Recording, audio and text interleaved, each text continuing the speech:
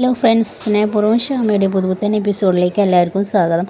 അപ്പോൾ വരുണിൻ്റെ അച്ഛനും ഡോക്ടറും തമ്മിൽ സംസാരിക്കുന്ന ഒരു ഭാഗം തൊട്ടാണ് ഇന്നത്തെ എപ്പിസോഡ് തുടങ്ങുന്നത്. വരുണിൻ്റെ അച്ഛൻ ഡോക്ടറോട് പറയുന്നുണ്ട്, ആശ്വാസവാക്കുകളൊന്നും വേണ്ട, അതിനോടായി തരപ്പെടാൻ തുടങ്ങി. ഈ അസുഖം എന്താണെന്ന് എനിക്കറിയാം. പിന്നെ ഇന്നലെ രാത്രി ഞാൻ മരിച്ചു പോകുമെന്നാണ് ഞാൻ വിചാരിച്ചത്, പക്ഷെ അങ്ങനെ ഒന്നും ഉണ്ടായില്ല എന്നിങ്ങനെയൊക്കെ പറയുന്നുണ്ട്.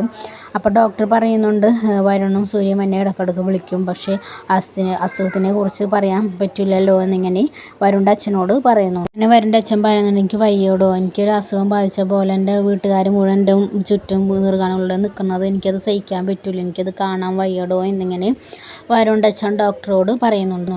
അവർ ആസ്വദിക്കാനുള്ളതെല്ലാം ആസ്വദിക്കട്ടെ, ഞാനെല്ലാം കാണാനുള്ളതെല്ലാം കണ്ടു തീർത്തവനാണ്. അവരുടെ ജീവിതം ഇനിയൊരു സങ്കടക്കടലാക്കി മാറ്റാൻ ഞാൻ ഉദ്ദേശിക്കുന്നില്ല എന്നൊക്കെ വരുണിൻ്റെ അച്ഛൻ പറയുന്നുണ്ട്. എന്തെങ്കിലും ഒരിക്കലും ഞാൻ കണ്ണടയ്ക്കും, വേദന ഇല്ലാത്തൊരു ലോകത്തേക്ക്, അതിനപ്പുറം ഒന്നും എനിക്ക് വലിയ പ്രതീക്ഷ ഇതൊന്നും ഇല്ല എന്നിങ്ങനെ അച്ഛൻ പറയുന്നുണ്ട്. തൻ്റെ മുമ്പിൽ ഞാൻ ഈ വന്നിരുന്ന് സംസാരിക്കുമ്പോൾ എനിക്കുണ്ടാക്കുന്ന ഭയം എന്താണെന്നറിയോ? തൻ്റെ ഈ മൗനം, ഒന്നും ചെയ്യാൻ പറ്റുന്നില്ലല്ലോ എന്നുള്ള തൻ്റെ നിസ്സാവസ്ഥ കാണുമ്പോഴാണ് എനിക്ക് വിഷമം എന്നിങ്ങനെ പറയുമ്പോൾ ഡോക്ടർ പറയും യെസ് എന്നിങ്ങനെ പറയുന്നുണ്ട്. അങ്ങനെ ഡോക്ടറോട് രോഗത്തെക്കുറിച്ചും മറ്റുള്ള കാര്യങ്ങളെക്കുറിച്ചൊക്കെ സംസാരിച്ച് വരുണിൻ്റെ അച്ഛൻ എണീറ്റ് നിന്ന് ഡോക്ടർക്ക് കൈ കൊടുക്കുന്നുണ്ട്. എന്നിട്ട് പറയുന്നുണ്ട്, വിട്ടുകള, നമുക്ക് പിടിച്ചു നിൽക്കാൻ പറ്റാത്തതായിട്ട് ഈ ലോകത്ത് പല കാര്യങ്ങളുമുണ്ട് എന്നിങ്ങനെ ഡോക്ടറോട് പറയുന്നുണ്ട് വരുണിൻ്റെ അച്ഛൻ. എന്നിട്ട് ഡോക്ടറോട് സമ്മതം ചോദിച്ച് വരുണിൻ്റെ അച്ഛൻ പുറത്തേക്ക് പോകുന്നുണ്ട്. അത് കഴിഞ്ഞ് പിന്നെ കാണിക്കുന്നത് വരുണിൻ്റെ വീടാണ്. പ്രിയങ്ക കുളിച്ച് റെഡിയായി സുന്ദരിയായിട്ട് വീട്ടിലേക്ക് ഇങ്ങനെ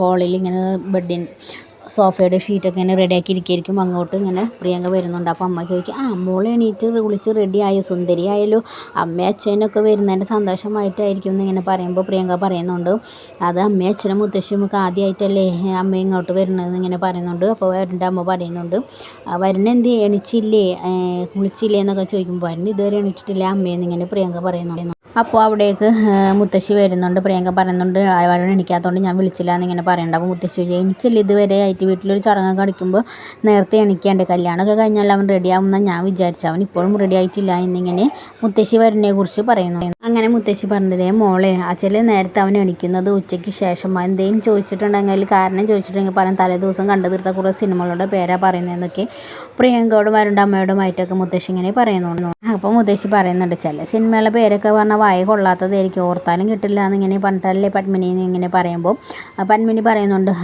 പുതിയ പിള്ളേരോട് സംസാരിക്കുമ്പോൾ ഒക്കെ ആലോചിച്ച് വേണ്ടേ അമ്മയെ സംസാരിക്കാൻ എന്നിങ്ങനെ പത്മിനി മുത്തശ്ശിയോട് ചോദിക്കുന്നുണ്ട്. അപ്പോൾ പത്മിനി പറയുന്നുണ്ട്, നമ്മുടെ കയ്യിലൊക്കെ ഒരു ഫോണുണ്ട്, ആരെങ്കിലും വിളിച്ചാൽ നമ്മൾ സംസാരിക്കും, വേറെ എന്തൊക്കെയാണ് അതിലുള്ളതെന്ന് നമുക്കറിയോ അമ്മയെന്നിങ്ങനെ പത്മിനി മുത്തശ്ശിയോട് പറയുന്നുണ്ട്. അതുപോലെയാണോ പിള്ളേർ ചില ഇച്ചിരി ഇല്ലാത്ത പിള്ളേർ എന്തെങ്കിലുമൊക്കെ പറയുന്നിട്ട് നമ്മുടെ കണ്ണ് തള്ളിപ്പോകുമെന്നിങ്ങനെ പത്മിനി പറയുന്നുണ്ട്. ഇത് കേട്ട് പത്മിനി പ്രിയങ്കയോട് ചോദിക്കുന്നു, മോൾക്കും ഫോണിനെ കുറിച്ച് അറിയാൻ പാടില്ലേ എന്നിങ്ങനെ ചോദിക്കുമ്പോൾ പ്രിയങ്ക നിഷ്കളങ്കമായി പറഞ്ഞിട്ട്, എനിക്ക് അതിനെക്കുറിച്ചൊന്നും അധികം അറിയാൻ പാടില്ല, എനിക്ക് അധികം യൂസ് ചെയ്യുന്നത് ഇഷ്ടമില്ല, എനിക്കിങ്ങനെ ഫോൺ അധികം നേരമൊക്കെ നോക്കി പിടിച്ചിരിക്കുന്നത് തീരെ താല്പര്യമില്ല എന്നിങ്ങനെ പറയുമ്പോൾ പ്രിയങ്കക്കും പത്മിനിക്കും മുത്തശ്ശിക്കൊക്കെ ഒരു സന്തോഷമാകുന്നുണ്ട്. പ്രിയങ്ക വെച്ചടിക്കുന്നുണ്ട്. പ്രിയങ്ക പറയുന്നുണ്ട്, നമ്മൾ ഒരുപാട് സമയം ഇങ്ങനെ ഫോണിലൊക്കെ നോക്കിയിരുന്നാൽ ചില ബന്ധങ്ങൾ നമ്മളെ കണ്ണിൽ പെടൂല, ഈ കുടുംബ ബന്ധങ്ങളൊക്കെ തകരുന്നത് ഈ ഫോണിൽ കൂടെയുള്ള കാര്യങ്ങൾ കൊണ്ടാണെന്നൊക്കെ ഇങ്ങനെ പ്രിയങ്ക പറയുന്നുണ്ട്. പ്രിയങ്ക പറഞ്ഞതിന് ശരി വെക്കുന്നുണ്ട് മുത്തശ്ശി, അങ്ങനെ പറഞ്ഞു കൊടുക്കുക മോളെ എന്നിങ്ങനെ പറയുന്നുണ്ട്. പത്മിനിയോട് പറയുന്നത്, നമ്മുടെ ബന്ധത്തിലുള്ള ആൾക്കാർ ഫോണിനെ കുറിച്ച് പറയുമ്പോൾ പ്രിയങ്ക മോളെ നിർത്തിയിട്ട് നമുക്ക് പറയിപ്പിച്ച് കൊടുക്കണം എന്ന് പറയുന്ന നേരത്തെയായിരിക്കും വരുൺ സ്റ്റെപ്പ് കയറിയിട്ട് ഇറങ്ങിയിട്ട് താഴോട്ട് വരുന്നത്. അങ്ങനെ വരുൺ വന്നതിന് ശേഷം പത്മിനി ചോദിക്കും, എടാ ഇന്നത്തെ ദിവസത്തിൻ്റെ പ്രത്യേകത നിനക്കറിയാമോ? അപ്പോൾ വരുൺ അമ്മയോട് ചായ ചോദിക്കുന്നുണ്ട്. അതിനിടയിലാണ് പത്മിനി ഇങ്ങനെ പറയുന്നത്. അപ്പോൾ ഇന്നത്തെ ദിവസം ബുധനാഴ്ച എന്തെങ്കിലും പ്രത്യേകത ഉണ്ടോ എന്നിങ്ങനെ വീണ്ടും പത്മിനി ചോദിക്കുമ്പോൾ ഉണ്ടോ മുത്തശ്ശി എന്നിങ്ങനെ ചോദിക്കുമ്പോൾ എല്ലാവരും ഒരു നീരസത്തിൽ പ്രിയങ്ക പറഞ്ഞിട്ടുണ്ട്, എൻ്റെ വീട്ടിൽ നിന്ന് അച്ഛനും അമ്മയും ചടങ്ങിന് വരുന്ന ദിവസം വരെ നമ്മൾ അങ്ങോട്ട് വിളിക്കാൻ, അപ്പോൾ അത്രയുള്ള കാര്യം എന്നിങ്ങനെ വരുൺ നിസ്സാര മട്ടിൽ ഇങ്ങനെ പറയുന്നു. അപ്പോൾ വരുൺ പറയുന്നുണ്ട്, ഇത്ര നിസ്സാര കാര്യമാണോ എന്ന് പറയുന്നത് കേട്ടപ്പോൾ ഞാൻ വേറെ വല്ലതും ആണോ എന്നിങ്ങനെ വിചാരിച്ചു. അപ്പോൾ മുത്തശ്ശി വെറുതെ ഇങ്ങനെ നിസ്സാര കാര്യമാവുന്നത്, കാര്യം നീ പ്രിയങ്കയെ കല്യാണം കഴിച്ചപ്പോൾ അവരും നമ്മുടെ വീട്ടുകാരായതാണെന്നൊക്കെ ഇങ്ങനെ മുത്തശ്ശി പറയുന്നു. ചില ചടങ്ങുകൾ വരുമ്പോൾ രണ്ടുപേരും അപ്പുറം ഇപ്പുറം നിന്ന് പാലിച്ചേ പറ്റുള്ളൂ, നീ വേഗം കുളിച്ച് റെഡിയാവും പറഞ്ഞിട്ട് വരുണോട് പറഞ്ഞയക്കുന്നുണ്ട് മുത്തശ്ശി. വരുൺ പറയുന്നുണ്ട്, എനിക്കൊന്നും വയ്യ കുളിച്ച് റെഡിയാവാൻ, ഇനിയിപ്പോൾ ആര് വന്നാലും ഞാൻ ഇങ്ങനെ തന്നെ ആയിരിക്കും എന്നിങ്ങനെ വരുൺ പറയുന്നു. അപ്പോൾ പത്മിനി പറയുന്നുണ്ട്, എന്താണ് നീ ഇങ്ങനെ ചെറിയ കാര്യത്തിന് വേണ്ടിയിട്ട് നീ ഞങ്ങളെ വിഷമിപ്പിച്ച് ചടങ്ങുള്ളൂ ഉണ്ടോ എന്നിങ്ങനെ പത്മിനി ചോദിക്കുന്നുണ്ട്. അപ്പോൾ വരുൺ മുത്തശ്ശിയോട് പറയുന്നുണ്ട്. മുത്തശ്ശി പറയുന്നുണ്ട്, ഇനി നീ ഇങ്ങോട്ടൊന്നും പറയണ്ട, വെറും 10 മിനിറ്റിനുള്ളിൽ നീ കുളിച്ച് റെഡിയായി ഇങ്ങോട്ട് വന്നേക്കണം എന്നിങ്ങനെ വരുണിനോട് പറയുന്നു. അങ്ങനെ മുത്തശ്ശി വേഗം റെഡിയായി താക്കീത് കൊടുക്കുമ്പോൾ അരുൺ മനസ്സിൽ ചിന്തിക്കുന്നുണ്ട്, കുളിച്ച് റെഡിയായിട്ട് എന്തിനാ, ഞാൻ എൻ്റെ പെണ്ണിനെ കണ്ടെത്തിയിട്ട് വേണം അതൊക്കെ ഇങ്ങനെ ചെയ്യണമെങ്കിൽ. ഇവളെൻ്റെ ആരാ, ഇവളെ വീട്ടുകാരെ സ്വീകരിക്കാനല്ലേ, അതെനിക്ക് വലിയ താല്പര്യമൊന്നുമില്ല. എനിക്ക് എൻ്റെ പെണ്ണിനെ കണ്ടെത്തിയിട്ട് വേണം ഇതൊക്കെ ചെയ്യണമെന്നിങ്ങനെ മനസ്സിൽ ചിന്തിക്കുന്നുണ്ട് വരുൺ ഇത് മനസ്സിൽ ചിന്തിച്ച് മുകളിലേക്ക് പോകുന്നുണ്ട്. അപ്പോൾ പത്മിനി പ്രിയങ്കയോട് ചോദിക്കുന്നുണ്ട്, എന്താ മുകളിൽ പെട്ടെന്ന് മുഖം വാടിയെന്നിങ്ങനെ ചോദിക്കുമ്പോൾ പ്രിയങ്ക പറഞ്ഞു, അല്ല അമ്മേ, വരുണിൻ്റെ താല്പര്യക്കുറവ് കാണുമ്പോൾ ഞങ്ങൾ പാവപ്പെട്ടവരായോണ്ടല്ലേ എന്നൊരു തോന്നൽ എന്നിങ്ങനെ പ്രിയങ്ക പറയുന്നു. അപ്പോൾ അമ്മ പറയുന്നുണ്ട്, അയ്യേ അങ്ങനെയൊന്നും കരുതണ്ട മോളെ, അവൻ അങ്ങനെ മനസ്സിൽ ചിന്തിച്ചിട്ട് പോലും ഉണ്ടാവില്ല. അവൻ കുളിച്ച് റെഡിയായി ഒരു കാപ്പിയൊക്കെ കുടിച്ചുമ്പോൾ അവൻ്റെ മൈൻഡൊക്കെ ശരിയായിക്കോളും, നീ അതിനെക്കുറിച്ച് വേവലാതിപ്പെടണ്ട. അപ്പോൾ മുത്തശ്ശി പറയുന്നുണ്ട്, ഞങ്ങളൊക്കെ നിന്നെ സ്നേഹിച്ച് തുടങ്ങിയ പോലെ അവന് നിന്നെ സ്നേഹിച്ച് തുടങ്ങും എന്നിങ്ങനെ പറയുന്നുണ്ട്. പിന്നെ കാണിക്കുന്നത് രാധിക പ്രിയങ്ക കൊണ്ടുപോകാനുള്ള ചിപ്സും കാര്യങ്ങളൊക്കെ ഇങ്ങനെ പാക്ക് ചെയ്യുന്നുണ്ട്. അങ്ങനെ പത്മിനി യശോദ വരുന്നുണ്ട്. യശോദ ചോദിക്കുന്നുണ്ട്, എല്ലാം റെഡിയായ മോളി എന്നൊക്കെ പറയുമ്പോൾ എല്ലാം റെഡിയായി. അയ്യോ, ഇന്നലെ ഉണ്ടാക്കിയ ഹൽവയുടെ ബാക്കിയുണ്ട്, അതും കൊണ്ട് എടുത്ത് വെക്കട്ടെ എന്ന് പറഞ്ഞിട്ട് രാധിക കിച്ചണിലേക്ക് പോകുന്നുണ്ട്. അപ്പോഴേക്കും മുത്തശ്ശി വരുന്നുണ്ട്. അപ്പോൾ മുത്തശ്ശി പറയുന്നുണ്ട്, ദേവൻ എവിടെയെന്ന് ഇങ്ങനെ ചോദിക്കുമ്പോൾ യശോദ പറയുന്നുണ്ട്, ദേവൻ കുറച്ച് നേരം വൈകിയാണ് വന്നത്, അപ്പോൾ കുളിച്ച് റെഡിയാവേണ്ട അമ്മയെന്ന് ഇങ്ങനെ പറയുന്നുണ്ട്. അപ്പോൾ നീ ഇതെല്ലാം നോക്കി നീയാണോ എടുത്ത് വെച്ചതെന്ന് ഇങ്ങനെ ചോദിക്കുമ്പോൾ യശോദ പറയുന്നത്, അല്ല രാധിക മോളാണ് എടുത്ത് വെച്ചതെന്നൊക്കെ ഇങ്ങനെ മുത്തശ്ശിയോട് പറയുന്നുണ്ട് യശോദ. ഇത് കേൾക്കുമ്പോൾ മുത്തശ്ശി പറയുന്നുണ്ട്, നല്ലൊരു കാര്യത്തിന് പോകുന്നത് ആ നശിച്ചവളുടെ കൈ കൊണ്ട് എന്തിനാ എടുത്ത് വെപ്പിച്ചതെന്നൊക്കെ മുത്തശ്ശി ദേഷ്യത്തോടു കൂടിയിട്ട് യശോദയോട് ചോദിക്കുന്നു. കേട്ട് വരുന്ന രാധിയെ ചോദിക്കുന്നുണ്ട്, അമ്മ ഹൽവയും കൊണ്ട് എടുത്ത് വെക്കട്ടെ എന്നിങ്ങനെ പറയുമ്പോൾ മുത്തശ്ശി പറയുന്നുണ്ട്, നിന്നോട് തുടരുതെന്ന് പറയുന്ന കാര്യങ്ങൾ തുടർന്ന് നിനക്ക് എന്ത് ഇത്ര വാശിയെന്ന് ഇങ്ങനെ ചോദിക്കുന്നുണ്ട്. അപ്പോൾ യശോദ പറയുന്നുണ്ട്, അമ്മ ഉണ്ടാക്കിയത് മുഴുവൻ അവളല്ലേ, പിന്നെ അവൾ എടുത്ത് വെക്കുന്നതിൽ എന്താ കുഴപ്പമെന്നിങ്ങനെ മുത്തശ്ശിയോട് ചോദിക്കുന്നുണ്ട് യശോദ പറയുന്നുണ്ട്, ഉണ്ടാക്കിയ മുഴുവൻ രാധികയാണ്, ഞാൻ വെറുതെ നിന്നുള്ളൂ എന്നിങ്ങനെ പറയുമ്പോൾ മുത്തശ്ശി പറയുന്നുണ്ട്, നീ വെറുതെ നിന്നാൽ നിൻ്റെ മനസ്സ് ശുദ്ധമാണ്, പക്ഷേ കൂടെ പണിയെടുത്തവളുണ്ടല്ലോ അവളെ മനസ്സ് ദുഷിച്ചതായെന്നിങ്ങനെ രാധികയെ കുറ്റപ്പെടുത്തി മുത്തശ്ശി പറയുന്നുണ്ട്. അങ്ങനെ മുത്തശ്ശിയോട് എന്തിനാ മുത്തശ്ശി അങ്ങനെയൊക്കെ പറയുന്നതെന്ന് ഇങ്ങനെ പറയുമ്പോൾ ആദ്യം ചോദിക്കുമ്പോൾ മുത്തശ്ശിയോട് ഞാൻ അങ്ങനെയൊക്കെ പറയും, അവിടെ ഇവളുണ്ടാക്കിയ സാധനങ്ങളൊക്കെ വേറൊരു കൊണ്ടു കൊടുക്കുന്നത് എനിക്ക് സംശയമുണ്ട്, അവളുള്ള എന്തെങ്കിലും അതിൽ ചെയ്തിട്ടുണ്ടാവുമോ എന്നിങ്ങനെ. അപ്പോൾ രാധിക പറയുന്നുണ്ട്, പ്രിയങ്കയുടെ വീട്ടിലേക്ക് കൊണ്ടുപോകണമെങ്കിൽ ഞാൻ എന്തെങ്കിലും കാണിക്കുമോ മുത്തശ്ശി എന്ന് പറയുമ്പോൾ നീ കാണിക്കുമെന്നിങ്ങനെ മുത്തശ്ശി പറയുന്നുണ്ട്. അവൾക്ക് നല്ലൊരു ബന്ധം കിട്ടിയതിൻ്റെ പേരിൽ നിനക്ക് നല്ല കുശുമുണ്ടെന്നൊക്കെ പറയുന്ന സമയത്തായിരിക്കും നമ്പൂതിരി കയറി വരുന്നത്. അപ്പോൾ നമ്പൂതിരി പോകാമെന്നിങ്ങനെ പറയുമ്പോൾ എല്ലാ സാധനങ്ങളും എടുത്ത് വയ്ക്കാൻ പറയുമ്പോൾ മുത്തശ്ശി പറയുന്നത് അവൾ വരുന്നില്ല എന്നിങ്ങനെ പറയുന്നുണ്ട്. അപ്പോൾ നമ്പൂതിരി ചോദിക്കുന്നുണ്ട്, എന്തേ എന്നിങ്ങനെ ചോദിക്കുന്നുണ്ട് മുത്തശ്ശി. അങ്ങനെ നമ്പൂതിരി പറയുന്നുണ്ട്, അത് പറ്റില്ല, എൻ്റെ മോളെ കെട്ടിച്ച വീട്ടിലേക്ക് ഈ കുടുംബത്തിൽ എല്ലാവരുമാണ് പോകുന്നത്, എൻ്റെ ഇളയ മകളെ കെട്ടിച്ച വീട്ടിലേക്ക് എൻ്റെ മൂത്ത മോളും കൂടി വരുന്നു ഇങ്ങനെ പറയുമ്പോൾ രാധിക അച്ഛൻ എനിക്ക് കുഴപ്പമില്ല, നിങ്ങൾ പോയിട്ട് വരാമിങ്ങനെ പറയുന്നുണ്ട്. അപ്പോൾ നമ്പൂതിരി സമ്മതിക്കുന്നില്ല, നീ എന്നെയും കൊണ്ടേ പോകുള്ളൂ എന്നിങ്ങനെ മുത്തശ്ശിയുടെ മുമ്പിൽ ഷാട്ടത്തോടെ സംസാരിക്കുന്നുണ്ട് നമ്പൂതിരി. കേൾക്കുമ്പോൾ യശോദ പറയുന്നുണ്ട്, അമ്മ പറയുന്നതിലും കാര്യമില്ല എന്ന് പറയുമ്പോൾ നമ്പൂതിരി ചോദിക്കുന്നത് എന്ത് കാര്യം എന്നിങ്ങനെ പറയുന്നു. അപ്പോൾ മുത്തശ്ശി പറയുന്നുണ്ട്, അവളൊരു അനാഥ പെണ്ണല്ലേ, അവൾ ഈ കണിമംഗലത്തൊക്കെ കയറി നിറങ്ങാമെന്ന് വിചാരിച്ചിട്ടുണ്ടെങ്കിൽ അത് അവർക്ക് ബുദ്ധിമുട്ടാവില്ല എന്ന് പറയുമ്പോൾ നമ്പൂതിരി പറഞ്ഞു, ഞാൻ എൻ്റെ മകൾ അനാഥയാണെന്ന് ഞാൻ ആരോടും പറഞ്ഞിട്ടില്ല, അമ്മ നിർബന്ധിച്ച് ബുദ്ധിമുട്ടിയിട്ട് അവരോട് പറഞ്ഞിട്ട് അത് അമ്മയുടെ കാര്യം എന്നിങ്ങനെ പറഞ്ഞിട്ട് അമ്മയെ ആയിട്ട് ചൂടാകുന്നുണ്ട് നമ്പൂതിരി. എന്നിട്ട് പറയുന്നുണ്ട്, ഇനിയിപ്പോൾ ആർക്ക് അംഗീകരിച്ച് തരാൻ ബുദ്ധിമുട്ടാണെങ്കിലും എൻ്റെ മകൾ, എൻ്റെ മൂത്ത മകൾ എന്നിങ്ങനെ നമ്പൂതിരി പറയുന്നു. അങ്ങനെ നമ്പൂതിരി പറയുന്നുണ്ട്, ഈ ചടങ്ങിന് പോകുന്നുണ്ടെങ്കിൽ ഇവൾ എൻ്റെ കൂടെ ഉണ്ടാവും, അല്ലെങ്കിൽ ഈ ചടങ്ങില്ല എന്നിങ്ങനെ പറയുമ്പോൾ യശോദ പറയും, എന്താ ഇനി പറയുന്നതെന്ന് ഇങ്ങനെ ചോദിക്കുമ്പോൾ ഇതെൻ്റെ തീരുമാനമാണെന്നിങ്ങനെ നമ്പൂതിരി തറപ്പിച്ച് പറയുന്നുണ്ട്. ഇത് കേട്ട് രാധിക പറയുന്നുണ്ട്, അച്ഛൻ എനിക്ക് ഇവിടെ ചെയ്തു തീർക്കാൻ കുറച്ച് പണികളുണ്ട്, അമ്പലത്തിൻ്റെ അവിടെയും കുറച്ച് പണികളുണ്ട് എന്നിങ്ങനെ പറയുമ്പോൾ നമ്പൂതിരി അവളെ എത്തിക്ക് ചെന്നിട്ട് പറഞ്ഞു, ഈ ആരെ പേടിച്ചാൽ പറയുന്നത്, ആര് പേടിച്ചിട്ടാണെങ്കിലും നീ എൻ്റെ കൂടെ ഇന്ന് വരുന്നുണ്ട്, അതന്നെയാണ് എൻ്റെ തീരുമാനം എന്നിങ്ങനെ പറയുന്നു. അങ്ങനെ യശോദയോട് പറഞ്ഞിട്ട് യശോദ ഇറങ്ങാൻ നോക്കുക എന്നിങ്ങനെ പറയുന്നുണ്ട്. അവരവിടെ നിന്ന് ഇറങ്ങുന്നുണ്ട്. പിന്നെ കാണിക്കുന്നത് വരുണിനെയും പ്രിയങ്കയുമാണ്. വരുണിൻ്റെ വീട്ടിലെല്ലാവരും കൂടിയിട്ട് ഇങ്ങനെ ഇരിക്കുന്നുണ്ട്. അതിൻ്റെ ഇടയിൽ വരുണിൻ്റെ അച്ഛൻ പറയുന്നുണ്ട്, സത്യം പറഞ്ഞാൽ ഇങ്ങനെയുള്ള ചടങ്ങുകളൊക്കെ നിർത്തേണ്ട സമയം, അതെല്ലാവർക്കും ബുദ്ധിമുട്ടല്ലേ എന്നൊക്കെ ഇങ്ങനെ ചടങ്ങിനെക്കുറിച്ച് വരുണിൻ്റെ അച്ഛൻ സംസാരിക്കുന്നുണ്ട്.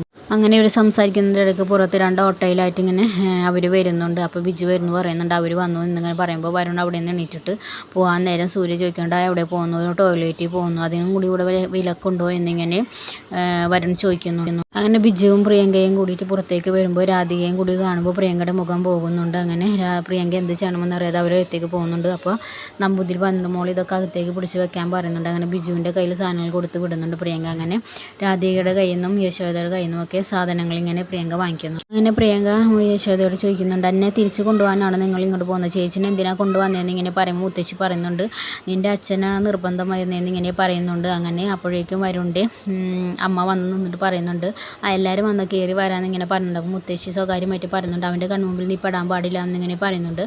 പ്രിയങ്ക പറയാം എൻ്റെ ലൈഫ് വെച്ചാൽ കളിക്കുന്നതെന്നൊക്കെ രാധികയെ കുറ്റപ്പെടുത്തുന്നുണ്ട്. യശോദയുടെ കൈ ഇങ്ങനെ മുറുകെ പിടിച്ച് രാധികയെ കയറുന്നുണ്ട്. അപ്പോഴേക്കും എല്ലാവരും വിളിച്ചിരുത്തുന്നുണ്ട്. അപ്പോൾ വരുൺ എന്ത് ചെയ്യുന്നിങ്ങനെ ചോദിക്കുമ്പോൾ മുറിയിലേക്ക് പോയിട്ടുണ്ട്, പുറത്തേക്ക് വരുന്നത് ഇങ്ങനെ കണ്ടറിയണം എന്നിങ്ങനെ കൽപ്പന പറയുന്നുണ്ട്. ഇത് കേൾക്കുമ്പോൾ നമ്പൂതിരിക്ക് എന്തൊരു ബുദ്ധിമുട്ട് പോലെ തോന്നുന്നുണ്ട്. കൽപ്പന ഇങ്ങനെ പറയുന്നുണ്ട് അല്ല അവൻ്റെ ഫ്രണ്ട്സ് ആരെങ്കിലും വിളിച്ചു കഴിഞ്ഞാൽ ഒറ്റ ഇരിപ്പിൽ അവൻ അങ്ങനെ നിന്ന് കളയുമെന്നിങ്ങനെ കൽപ്പന മാറ്റി പറയുന്നുണ്ട്.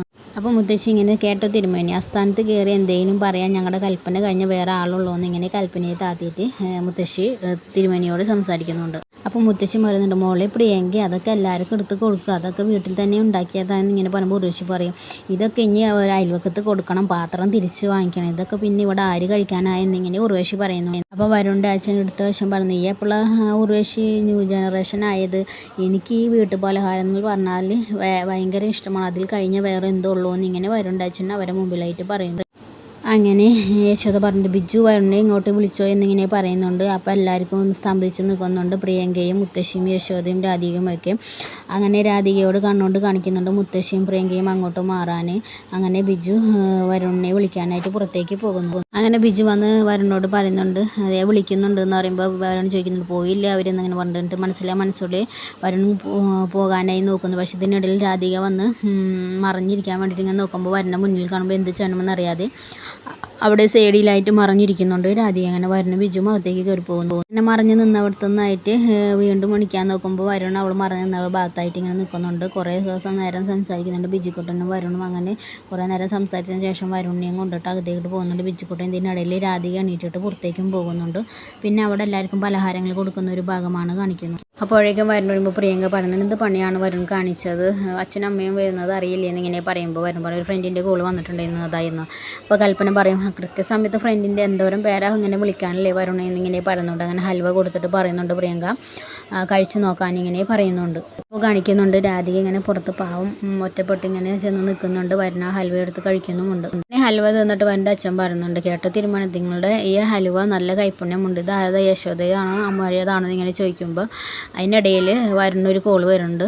അപ്പോൾ പറയുന്നുണ്ട് ഞാൻ ഈ കോളൊന്ന് സംസാരിച്ചോട്ടെ എന്നിട്ട് വരുൺ ഫോൺ കൊണ്ട് പോകുന്നുണ്ട്. അങ്ങനെ ഹൽവ തിന്നതിന് ശേഷം വരുൺ ഫോൺ കൊണ്ട് പുറത്തേക്ക് പോകുന്നുണ്ട്. അപ്പോൾ അച്ഛൻ വീണ്ടും ചോദിക്കുന്നു പറഞ്ഞില്ല ആരാ ഉണ്ടാക്കിയതെന്ന് ഇങ്ങനെ പറയുമ്പോൾ പറയും ഇതെല്ലാം രാധയെ ഉണ്ടാക്കിയതാണെന്ന് ഇങ്ങനെ നമ്പൂതിരി പറയുന്നുണ്ട്. അങ്ങനെ രാധയെ കാണാതെ അപ്പോൾ എവിടെയാ കുട്ടിയെന്ന് ഇങ്ങനെ പറയുമ്പോൾ മുത്തശ്ശി പറയും ആ കുട്ടിക്ക് എവിടെ വന്നാലും പുറത്തൊക്കെ ഇങ്ങനെ ചുറ്റിക്കറങ്ങുന്ന സ്വഭാവമുണ്ടോ എന്നിങ്ങനെ പറയുന്ന നമ്പൂതിരി മോളെ പ്രിയങ്ക രാധയെ ഇങ്ങോട്ട് വിളിക്കാൻ വേണ്ടിയിട്ട് പ്രിയങ്കയോട് പറയുന്നുണ്ട്. അങ്ങനെ പ്രിയങ്കയോട് വിളിക്കാൻ പറയുമ്പോൾ ബിജു പറയുന്നുണ്ട് ഞാൻ വിളിക്കാമെന്ന് പറഞ്ഞിട്ട് ബിജു രാധികയെ വിളിക്കാൻ പോകുന്നുണ്ട്. ഇതിനിടയിൽ മറ്റവർക്കൊന്നും ഇഷ്ടപ്പെടുന്നില്ല രാധികയെ വിളിക്കാൻ വരുന്നത് പ്രിയങ്കയ്ക്കും മുത്തശ്ശിക്കുമാണ് കേട്ടോ ഉദ്ദേശിച്ചത്. പിന്നെ ബിജു വന്നിട്ട് പറയും അവിടെ എല്ലാവരും തന്നെ അന്വേഷിക്കുന്നു എന്നിങ്ങനെ പറയുന്നുണ്ട്. അങ്ങനെ അപ്പോൾ രാധിക പറയും ഞാൻ ഇവിടേക്ക് ഒന്ന് നോക്കാനാണെന്നുണ്ട് എല്ലോട് വാടോ എന്നിങ്ങനെ പറയുമ്പോഴത്തേനും നമ്പൂതിരി രാധികയെ എന്നിങ്ങനെ ഉറക്കെ വിളിക്കുന്നുണ്ട്. അങ്ങനെ രാധികയെ കൂട്ടിയിട്ട് അകത്തേക്ക് വരുന്നുണ്ട്. അങ്ങനെ കണിമംഗലത്ത് വരുണിൻ്റെ അച്ഛൻ പറയുന്നുണ്ട് പലഹാരം ഉണ്ടാക്കിയത് താനാണെന്ന് പറഞ്ഞു. അപ്പോൾ കുട്ടിയൊന്ന് അഭിനന്ദിക്കാമെന്ന് വെച്ചിട്ട് വിളിച്ചതാണ്, എല്ലാതും നന്നായിട്ടുണ്ട് എന്നിങ്ങനെ പറയുന്നുണ്ട്. അതിനിടയിൽ വരുണ് ഫോൺ വിളി കഴിഞ്ഞിട്ട് പുറത്തു നിന്ന് അകത്തേക്ക് കയറി വരുന്ന ഭാഗം കാണിക്കുന്നുണ്ട്. ഇതിനിടയിൽ പ്രിയങ്ക അവിടെ നിന്ന് മാറുന്നുമുണ്ട് കേട്ടോ. ഇതോടുകൂടി ഇന്നത്തെ എപ്പിസോഡ് കഴിയുന്നു. ഹൈ ഫ്രണ്ട്സ് ഇഷ്ടപ്പെട്ടാൽ ലൈക്ക് ചെയ്യുക, ഷെയർ ചെയ്യുക, സബ്സ്ക്രൈബ് ചെയ്യുക. പുതിയൊരു എപ്പിസോഡുമായി വരുന്നവരെ ബൈ ബൈ.